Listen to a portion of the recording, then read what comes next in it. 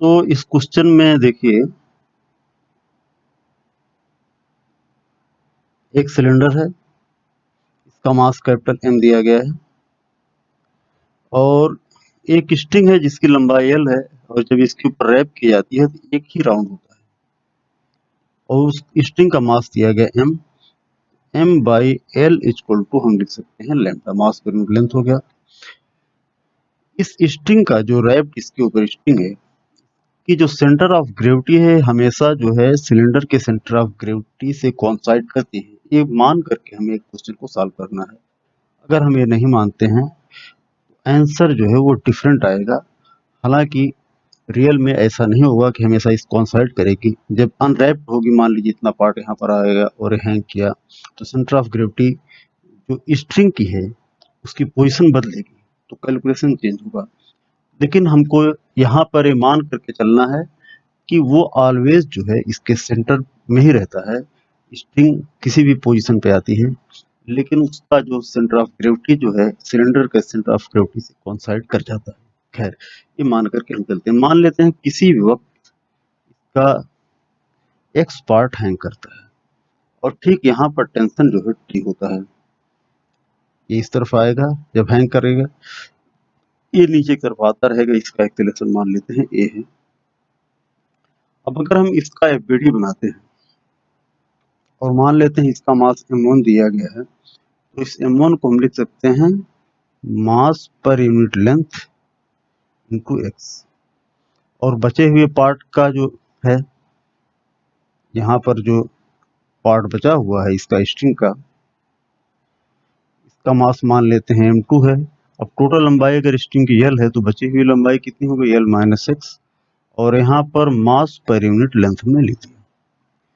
तो जो ये स्ट्रिंग है इसका मास m1 है, यहाँ पर टेंशन लगा T, एग्जैक्ट इस जगह पर टेंशन T है और नीचे की तरफ लगा हमारा M1G। तो हम यहाँ पर लिखते हैं इक्वेशन, डाउनवर्ड एक्सेलरेशन है A, इसका कलर बदल देते हैं, कलर मान लेते हैं हम, चलिए इसको इस्तेमाल करते हैं। तो हो गया M1G minus T equal to M1A। तो T इक्वल टू हो जाएगा M1G माइनस M1, क्योंकि ये स्ट्रिंग इसके ऊपर स्लिप नहीं कर रही है इसलिए ए इक्वल टू होगा आर अल्फा, और अल्फा में निकालना है आर अल्फा। एक क्वेश्चन नंबर हो गया हमारा फर्स्ट। अब ये हो गया हमारा सिलेंडर, इसमें टी नीचे लग रहा है तो टार्क पैदा करेगा t r equal to I alpha. T r I में क्या क्या है, एक तो सिलेंडर का हो गया moment of inertia plus mass इसका है m2। m2 यहाँ पर क्या रखेंगे, m by L, L minus x m2 हो गया, और ये आर स्क्वायर, ये बिल्कुल रिंग बन रहा है तो इसका मोमेंट ऑफ इनर्शिया वही होगा जो रिंग का होता है, आई अल्फा हो गया। अब हम एक क्वेश्चन नंबर सेकंड हो गया। अब फर्स्ट और सेकंड से सॉल्व करते हैं हम, फर्स्ट और सेकंड से सॉल्व करते हैं और देखिए टी की वैल्यू इसमें रखते हैं और आर का साथ में मल्टीप्लाई भी कर देते हैं। तो m1r(g) minus m1r square alpha equals to, यहाँ पर चलिए आगे लिख देते हैं, ये है m by two r square plus m, l सेल कट गया, एम आर स्क्वायर हो गया, फिर minus m x r square by l हो गया, और यहाँ पर हो गया alpha.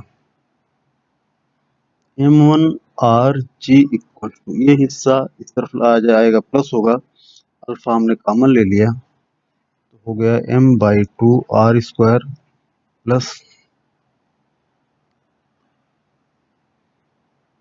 M r square minus m x r square by l plus इस m1 की यहाँ पर रखेंगे m by l r square. तो हो गया m/l r स्क्वायर, ये हो गया x, m/l x।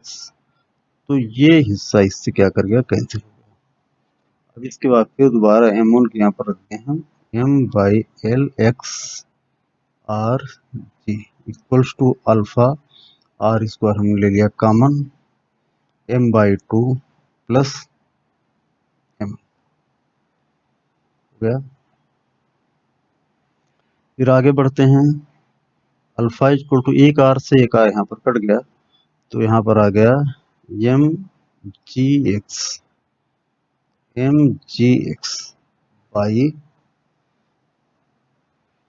यहाँ पर हो गया l है यहाँ पर और ये है r, यहाँ पर है m/2 प्लस स्मॉल m। यहाँ पर अगर हम 1/2 कॉमन ले लेते हैं तो 2m हो जाएगा और 2 ऊपर चला जाएगा। Alpha equal to 2mgx upon 2mgx/Lr capital M plus 2m। तो ये हो गया एंगुलर एक्सेलरेशन। तो एक बार दोबारा हम लोग देख लेते हैं कि इसमें जो खास चीज दी गई थी वो ये है कि स्ट्रिंग का जो सेंटर ऑफ मास है, जो सेंटर ऑफ ग्रेविटी आलू जिससे कॉन्साइड करती है, अगर ऐसा नहीं होगा तो कैलकुलेशन डिफरेंट होगा। उसको हमारा क्लास ज्वाइन करेंगे तो आगे लंबी डिस्कशन करेंगे। तो बचे हुए पार्ट का मास m1 है, m1 मास per unit length into x, और जो बचा हुआ है इसके सिलेंडर के ऊपर जो रैप्ड है उसका है l-x m/l हो गया। ये हो गया इसका अल्फा, इससे निकल जाएगा। खैर